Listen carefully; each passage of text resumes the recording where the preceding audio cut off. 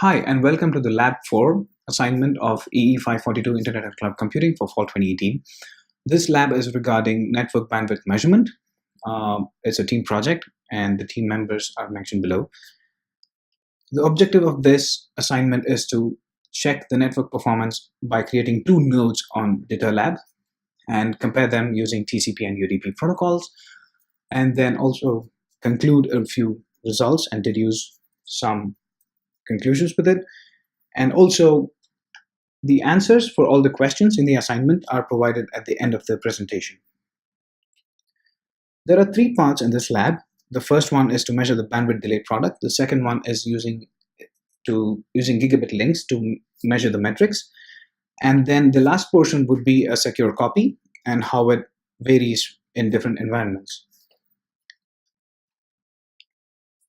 The network performance is measured using a tool called iperf, iperf standing for Internet Performance. The GUI variant is called jperf, and the few commands are as follows. -s, the command argument -s would stand for a server, -c is for a client, -u is for UDP, and -w is to override the window size, which is not the default. So, and the location of iperf in our nodes would be inside the emulab folder. An alternative for that would be to install iperf in the nodes. The bandwidth delay product. Over here we are going to create a data lab with two data nodes having a link speed of 1 Mbps and 25 milliseconds delay. Now here is the ins file for that. And in order to show that the RTT is 25 milliseconds, we will go in terminal and SSH into nodes and ping. Now I'm in node A. Now I'll ping node B from node A, which will show us the RTT.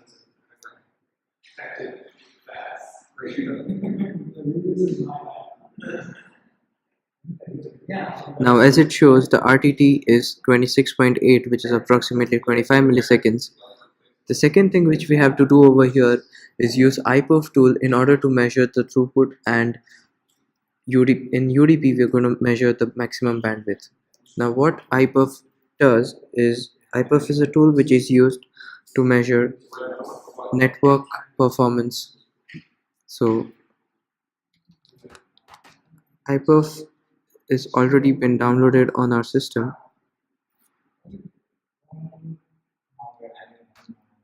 And we can check it. So this is for the server, while this is client.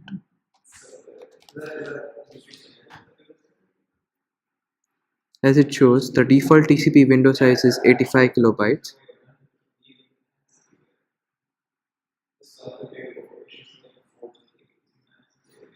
And the bandwidth is 1.83 megabytes per second on the client side, while on the server side it is 935 kilobits per second. Now we'll do the same for UDP. So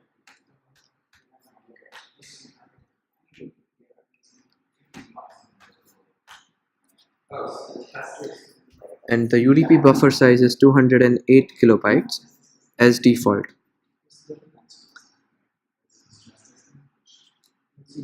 As it shows, the bandwidth is 974 kilobits per second. Now we are going to repeat the experiment with link speed set to 10 and 100 megabits per second. For that, I will modify the traffic shaping parameters and change the bandwidth from here.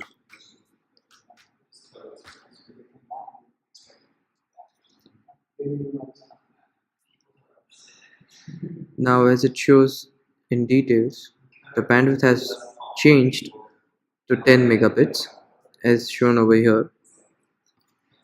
We can go to terminal and do the same thing again.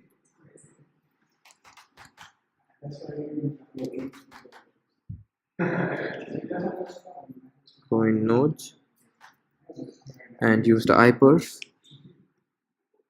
So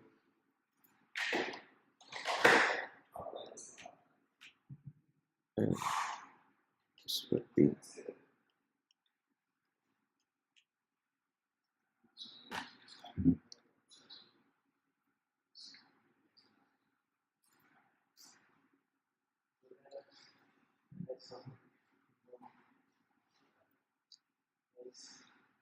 The TCP bandwidth now is 9.40 megabits per second when the link speed is 10 megabits per second. We'll do the same for UDP.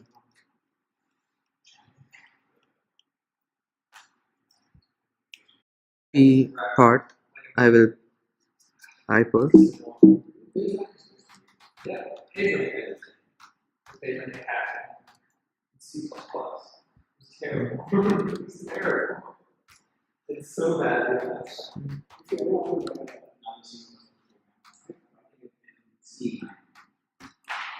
And this bandwidth is 10 M. So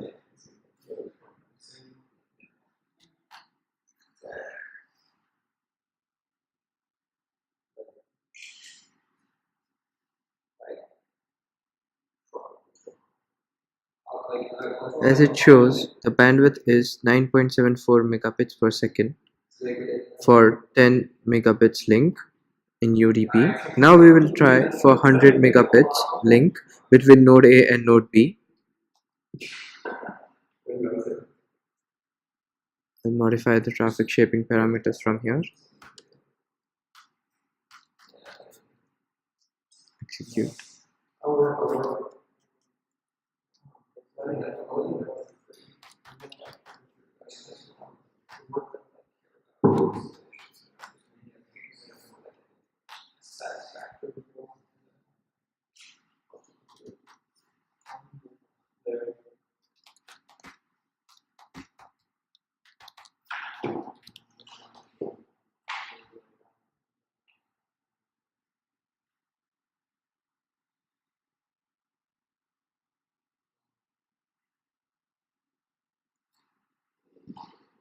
As it shows, the bandwidth is 93 megabits per second, and we'll try for UDP.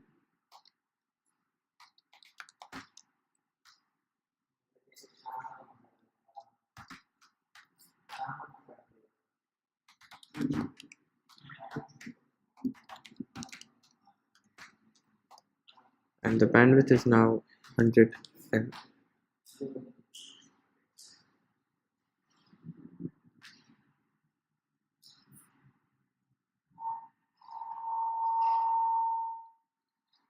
Now the bandwidth for UDP is 95.7 megabits per second, and one datagram was received out of order. Now we are not surprised with the results because bandwidth delay product is the product of link speed and RTT, and for a fixed value of RTT, delay is directly proportional to the link speed. And after a certain value, it gets saturated due to the packet loss and collisions. Now, in order to set the maximum send receive window to 2 megabyte, this is the command which we're going to use.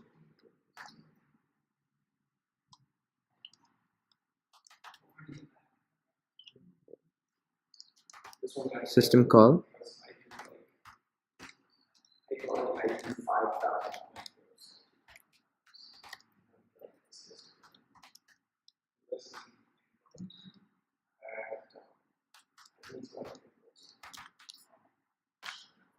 What this does is set the maximum window size to 2 megabits.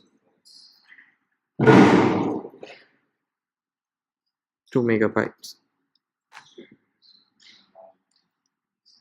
The next step what we are going to do is set the receive and send window to 64, 128 and 256 kilobytes and measure the TCP throughput. For that, I'm going to use this command.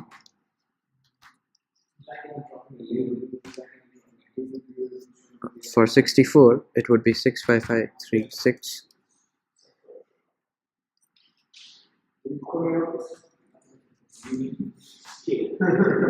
And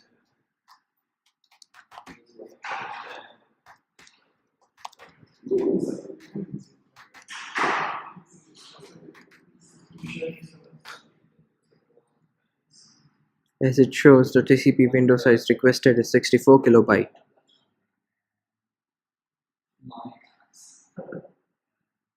And the bandwidth which we are getting is 19.0 megabits per second. Now we'll try for 128 kilobytes of window size.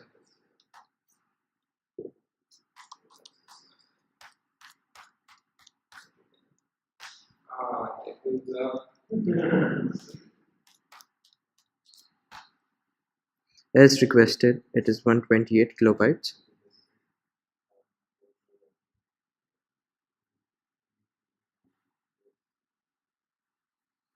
Now, the bandwidth has increased to 38.5 megabits per second on increasing the window size to 128. Now let's try for 256.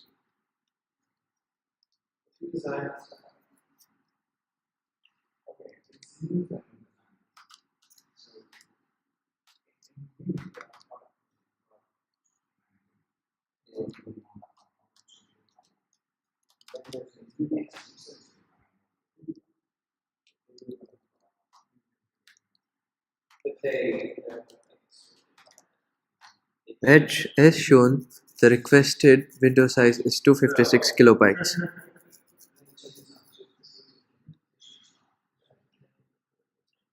And the bandwidth which we are getting now is 79.5 megabits per second. So on seeing these results, what we can conclude is as the window size increases, the bandwidth increases, but after a certain point of time, the bandwidth stops increasing since it gets saturated because of the overhead, and the header size is going to increase after a point of time. The next question is, what is the optimal send receive window size? In order to check that, what we do is take the product of RTT and bandwidth and divide it by 8. On doing that, we get a value of 32768. So that is the optimal window size. Now we have to set the system to that window size and see if we are getting a throughput of 100 bits per second or not. In order to do that, we will change the window size.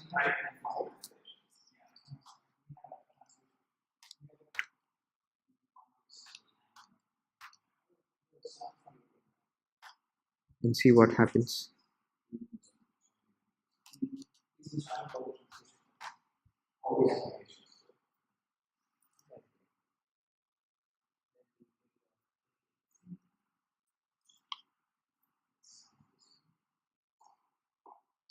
Now, as we see, the transfer rate did not change and actually it reduced.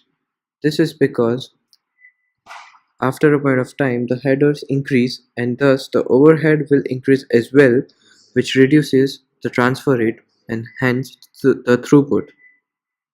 This concludes the first part of bandwidth delay product.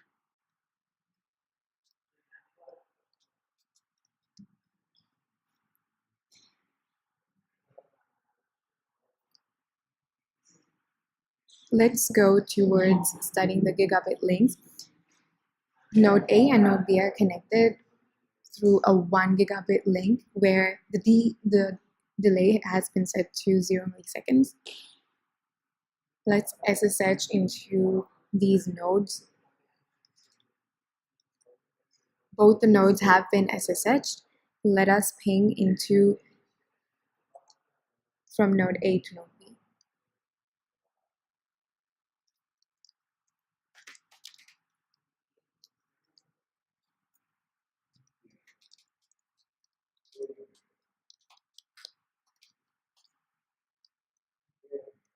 Doing the same from node B to node A.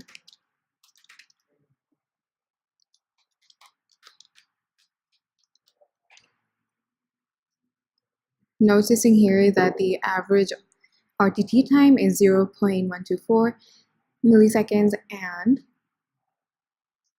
the RTT average time is 0.124 milliseconds, which is the same.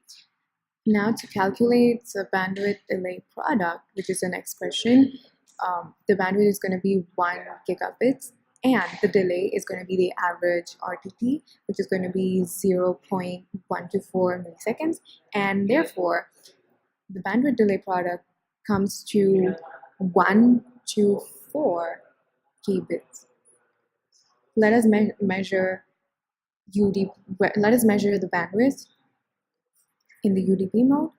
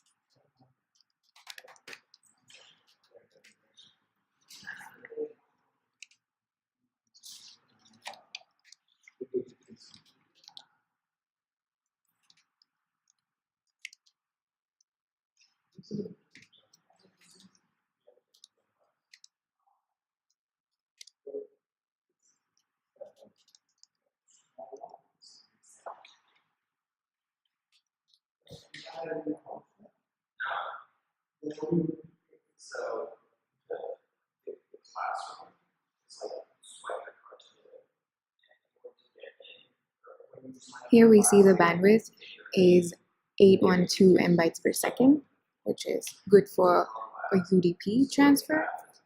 Taking a look at the TCP throughput using iperf.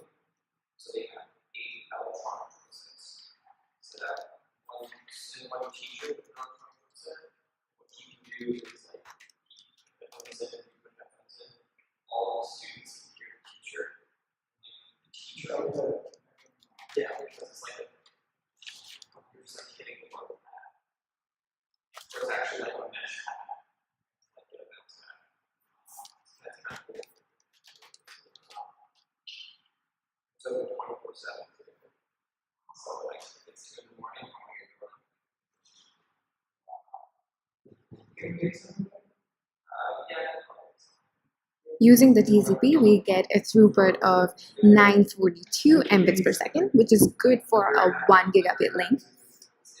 Moving forward, if one left the send and the window size to their default value, would the link perform well?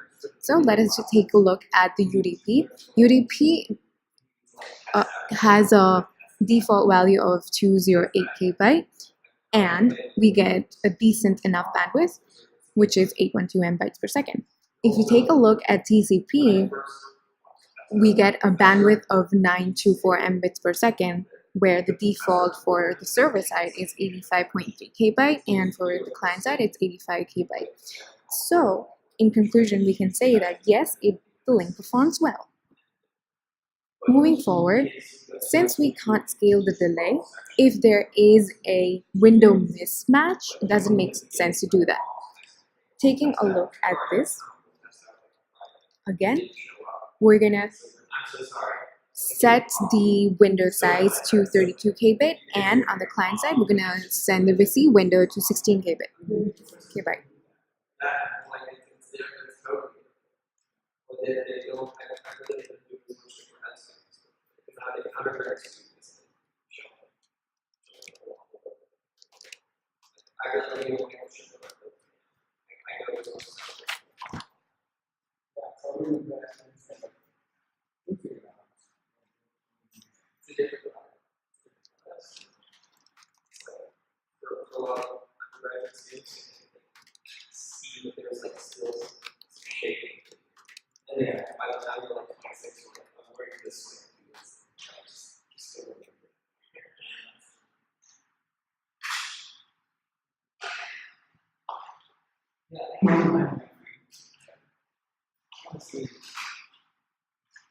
We see that when we mismatch the window sizes, the bandwidth, the throughput is decreasing a lot to 512 Mbits per second, which is not at all good.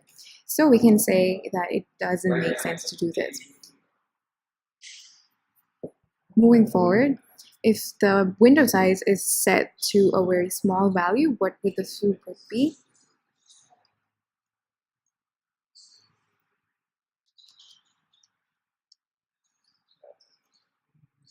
On the client side, we have set the throughput already to 1604 5 as the window size, and we're getting the bandwidth as 512 mbits per second, which is almost half of what the link bandwidth is.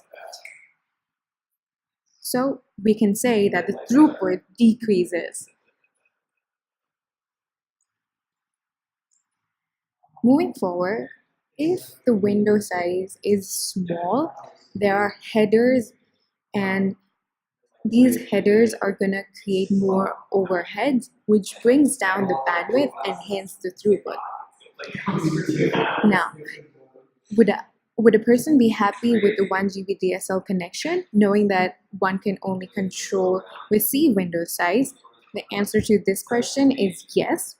If a person is only able to control the receive window size, then they will make sure that the maximum buffer at the receiver end is adjustable, and therefore there will be no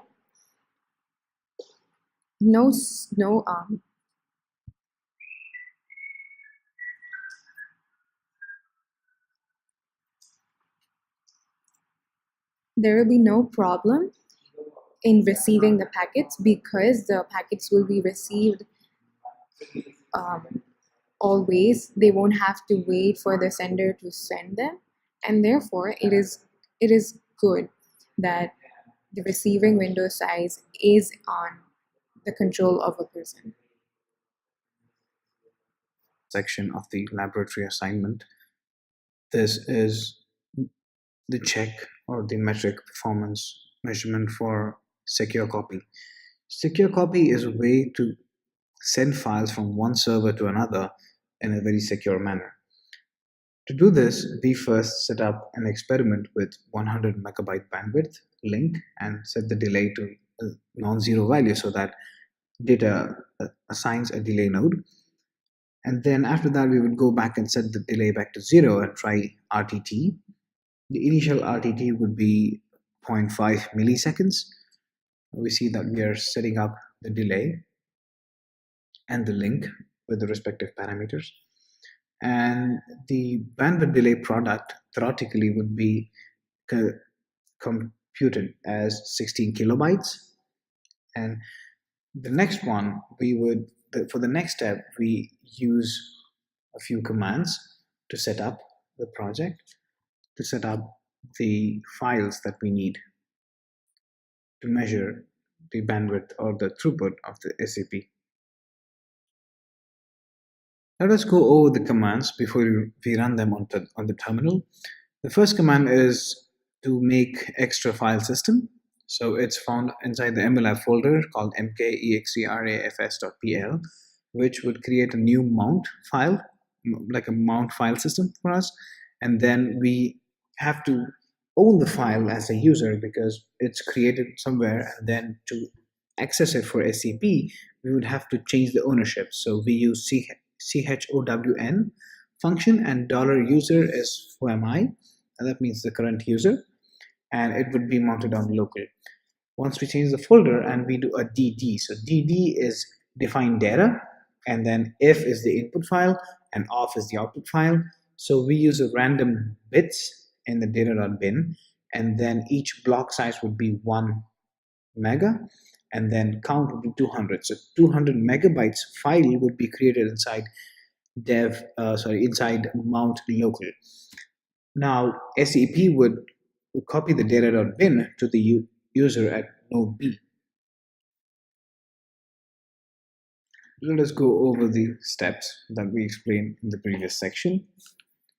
Let me SSH into data lab.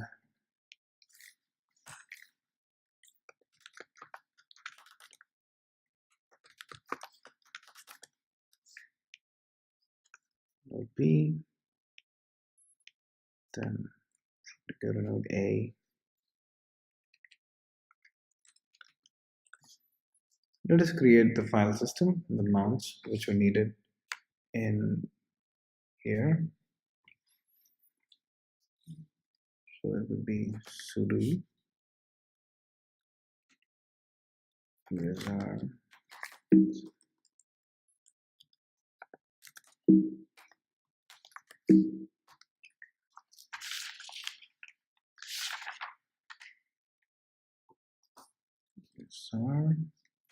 local, etc. Then mlib, and then it's mkpl/mnt. We created the mount file.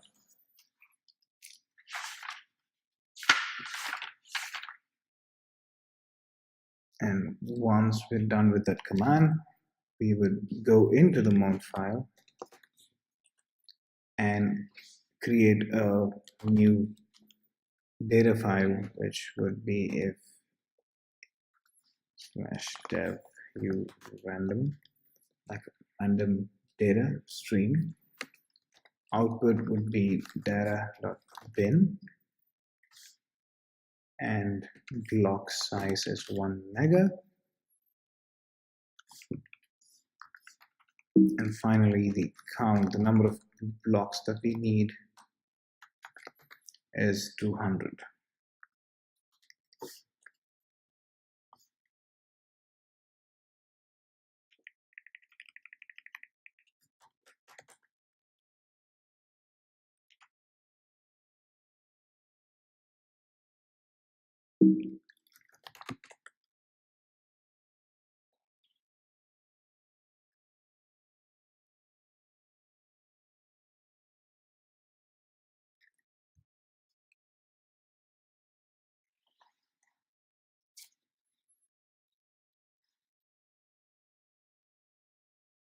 All right, so we have the 200 megabyte file, which is being created.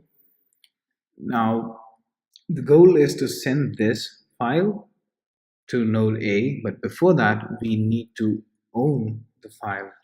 So we cannot do it unless and until we change the ownership file. So what I do is sudo chown and $user/mnt.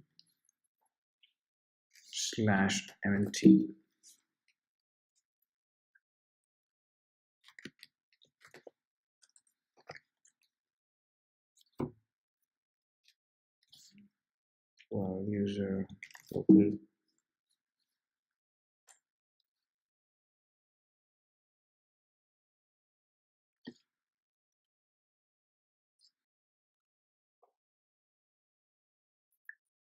Here are a few runs of SEP into from node A to node B, and we find that the throughput remains almost the same with different settings. For example, we tried different permutations and combinations of delays and window sizes. As shown, we tried 512 kilobytes, 68 kilobytes sizes with a delay of about 10, 20, 40, and 50 milliseconds. We see that the delay is almost constant. It doesn't change, fluctuate that much. So we observe that the average SCP throughput would be 11.2 megabits per second, which tops at that. And then in case we change the delay to 80 milliseconds, then the performance would start to show decremental trend. Also, using loss rates from 0.1 to up to 5%, we saw that the throughput would decrease. As shown in the graph here, we see that for something, the loss between 0.1 to 0.5, the throughput always stays in 11 megabits per second. But then as and when we increase the loss percentage, the throughput drastically reduces. And in case we give a delay through a loss of 10%, it would take more than an hour to get that 200 megabyte file from node A to node B. Now, the question is, why does SCP have to limit its maximum capacity to 11 megabits per second while the bandwidth of the channel or the link is 100 megabits per second? Well, the answer is that yes, there is a built-in limitation for secure copy. So the built-in limitation would be that is a secure protocol. It uses encryption to transfer data, which takes time for data to be ready to be transferred. Another reason why SCP is slow that is it has statistically defined internal flow control buffers, which end up becoming performance bottlenecks. And Last but not the least, the question at the end was, if we had a physicist for a colleague and he wanted to download some data from the new atom smasher at CERN, would you expect him to come to you for help? Can you help him? So we found out the IP of CERN at Switzerland. We tried pinging, and we found out the RTT was, on an average, was about 160 milliseconds, and SCP supports 4 gigabytes of data transfer at that time, and then SSH as statically predefined internal flow buffers and all that. So if the file is larger, we would expect the person to come visit us and then help us out. Otherwise, within 4 gigabytes, we should be able to send data over there. And another alternative to SCP would be a grid FTP, which enabled transmissions for larger files in a more efficient manner than SCP.